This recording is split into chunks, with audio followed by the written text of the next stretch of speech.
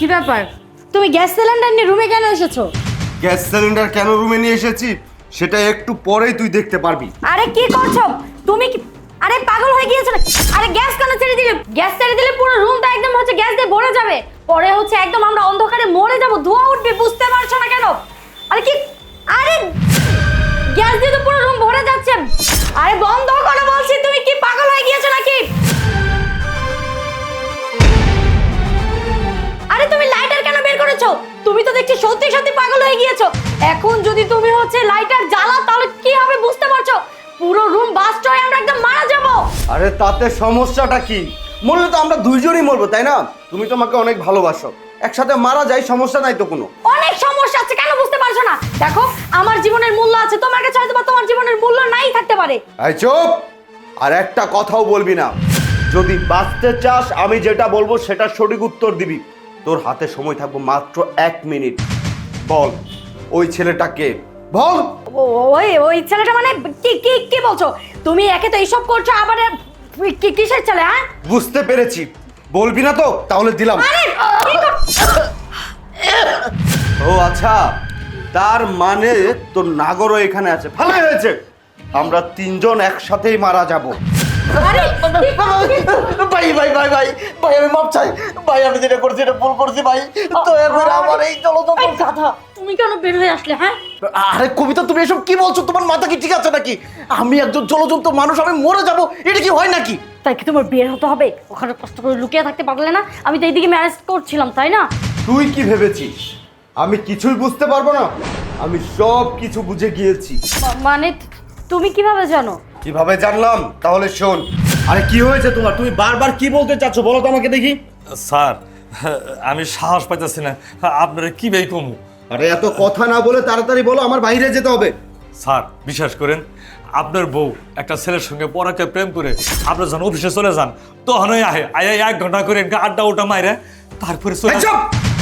আমার বউয়ের নামে আর একটা বাজে কথা বলে না, তোমার জিহ্বা টান মেরে আমি ছিঁড়ে ফেলবো। ফাজলামি করো তুমি।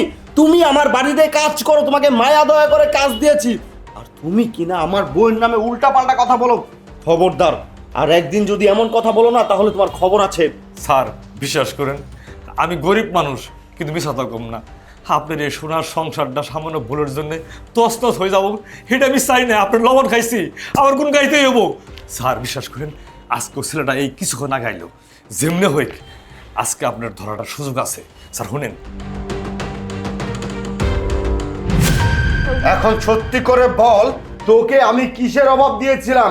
কেন তুই এই ছেলেটার সাথে পরকীয়ায় লিপ্ত হয়েছিলি? আমি তোর স্বামী, আমাকে তোর ভালো লাগে না? আরে আমাকে যদি ভালো নাই লাগতো তুই আমাকে সরাসরি বলে দিতি, আমি তোকে ওর হাতে তুলে দিতাম। কিন্তু কেন তুই দিনের পর দিন আমাকে ঠকিয়ে গিয়েছিস? কেন তুই আমার সংসারের থেকে আমাকে ভালো না বেসে ওকে ভালোবেসেছিস? বল কেন করেছিস? আসলে আমি এটা করেছি, আসলে ওকে আমি পছন্দ করতাম, এর জন্য ওর সাথে রিলেশন করেছিলাম। দেখো তুমি তো হচ্ছে আমাকে সময় দিতে পারতে না, বাসায় থাকতে না, সবসময় অফিসের কাজে ব্যস্ত থাকতে, তাই আর কি ওর সাথে টাইম পাস করছিলাম, এছাড়া আর কিছু না, বিশ্বাস করো। কিন্তু আমি তোমাকে কথা দিচ্ছি আর কখনো এমন করবো না। ঠিক আছে, যেহেতু তুই ওকে ভালোবাসিস আর আমি তোকে বিয়ে করেছি, এখন তুই যদি ওর সাথে চলে যাস আমার তো মান সম্মান চলে যাবে, তাই না? একটা কাজ করি, আমরা তিনজন একসাথে দুনিয়া থেকেই চলে যাই। প্লিজ রাসেল, আমাকে একটা সুযোগ দাও, আমি আর কোনোদিন এমন করবো না। কি বললি তুই? আমি তোকে সুযোগ দিব? এই, তোকে তো আমি সবসময় সুযোগ দিয়েই গেছি।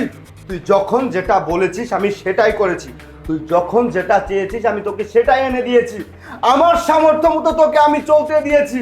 তুই আমাকে বলেছিস তুই তুই আমার বাসায় থাকতে পারবি না, আমার ফ্যামিলির সাথে থাকতে পারবি না, তোকে আমি এক্সট্রা করে বাসা ভাড়া নিয়ে একসাথে দেখেছি।